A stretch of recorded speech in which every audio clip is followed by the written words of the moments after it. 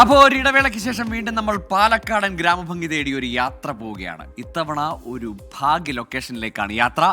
പല്ലശ്ശന എന്ന അതിമനോഹരമായ ഗ്രാമത്തിലേക്ക്. അപ്പോൾ വാ ആ കാഴ്ച കണ്ടുവരാം.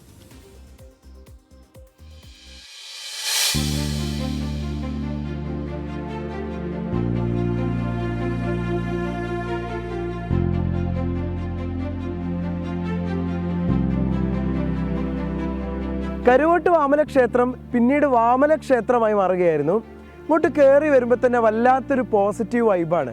ഒരു ഭാഗത്ത് വിശാലമായ പടർന്നു കിടക്കുന്ന നെൽപ്പാടങ്ങൾ, കരിമ്പനകൾ, മലകൾ, കുന്നുകൾ, ഇതൊക്കെയാണ് നമ്മളെ സ്വാഗതം ചെയ്യുന്നത്. ഇതിനൊക്കെ അപ്പുറത്ത് കയറി വരുമ്പോൾ തന്നെ നമ്മളെ സ്വാഗതം ചെയ്യുന്ന ഒരു മനോഹരമായിട്ടുള്ളൊരു കാഴ്ചയുണ്ട്. ആ കാഴ്ച നമുക്ക് എൻ്റെ പുറകിലായി നമുക്ക് കാണാം. നമുക്ക് അവിടേക്ക് പോകാം. അവിടെയുള്ള ആളുകളോടൊക്കെ കാര്യങ്ങളൊക്കെ ചോദിച്ച് മനസ്സിലാക്കുകയും ചെയ്യാം.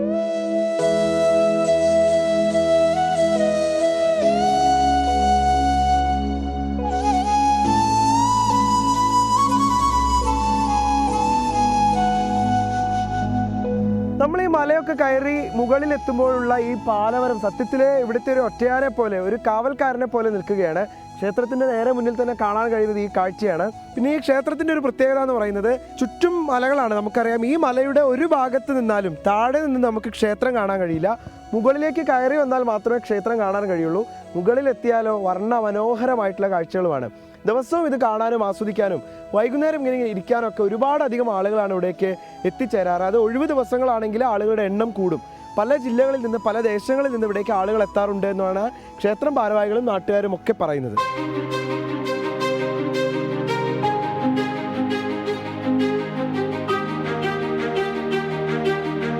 ഇവരൊക്കെ വാമന ക്ഷേത്രത്തിലെ സ്ഥിര സന്ദർശകരാണ്. അവർക്ക് പുതുമയൊന്നുമില്ല. പക്ഷേ എന്നും ഇങ്ങനെ നടന്നു വരുന്നത് ഒരു വ്യായാമവുമാണ്. ഒപ്പം കുറച്ച് നല്ല കാഴ്ചകൾ ആസ്വദിക്കാനുള്ള അവസരം കൂടിയാണെന്നാണ് അവരൊക്കെ പറയുന്നത്. എല്ലാ ദിവസവും വരും അല്ലേ? എല്ലാ ദിവസവും വരാറുണ്ട്. വൈകിട്ട് വരും. ഒരു 5 മണിക്ക് വീട്ടിൽ നിന്ന് ഇറങ്ങിയാൽ ഏകദേശം അരമണിക്കൂർ ഇവിടെ, ഒരു 10 മിനിറ്റ് ഇവിടെ ഇരിക്കും. പിന്നെ തിരിച്ച് 6 മണിയാകുമ്പോഴത്തേക്കും വീടെത്തും. പിന്നെ കുറച്ച് അപ്പുറമാണ്, ഇവിടെ നോക്കിയാൽ കാണുന്നതാണ് വീട്.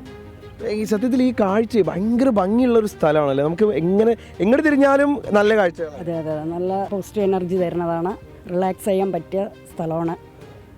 ഞാൻ നടക്കാൻ തുടങ്ങിയിട്ട് 1 മാസമേ ആയിട്ടുള്ളൂ. ഇവരുടെ കൂടെ ഇപ്പോൾ ചേർന്നതാണ്. 2 മാസമായി ഇവരെ നടക്കാൻ തുടങ്ങിയിട്ട്.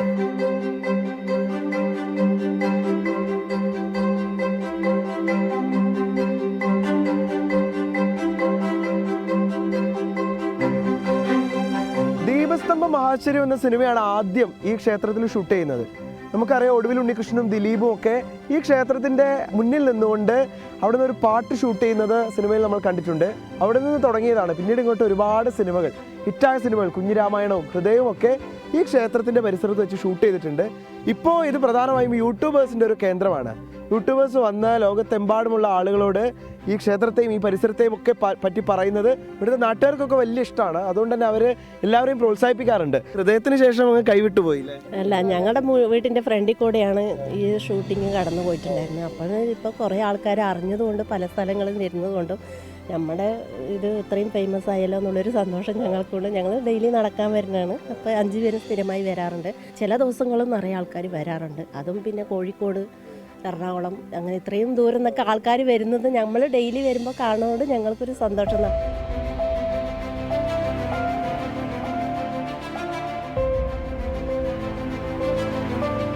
വലിയ മാലിന്യങ്ങളൊന്നും ഇപ്പോൾ ഇത്രയധികം ആളുകൾ വന്നിട്ടും വലിയ മാലിന്യങ്ങൾ ഇവിടെ ഉണ്ട് നമുക്ക് പറയാൻ പറ്റില്ല.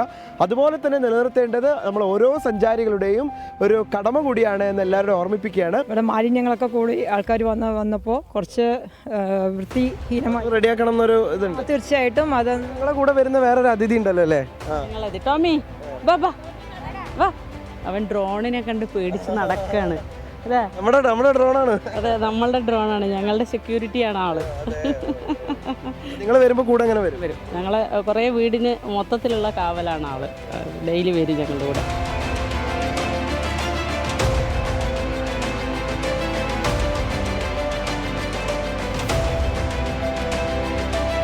ഇവിടെ സർവീസ് 10-24 കൊല്ലമായി. ഇവിടുത്തെ ഐതിഹ്യങ്ങളും യോഗി സമാധി സമയത്ത് മുരുകൻ്റെ പ്രതിഷ്ഠ, ഉപദേയങ്ങളും ഗണപതി, അയ്യപ്പൻ കിട്ടുമ്പോൾ ദേവി പൂജാകാര്യങ്ങൾ, രാവിലെ സിനിമ പ്രണവ് മോഹൻലാൽ സിനിമ ഇത് ഹൃദയത്തിൽ പൂജാരിയായി അഭിനയിച്ചു.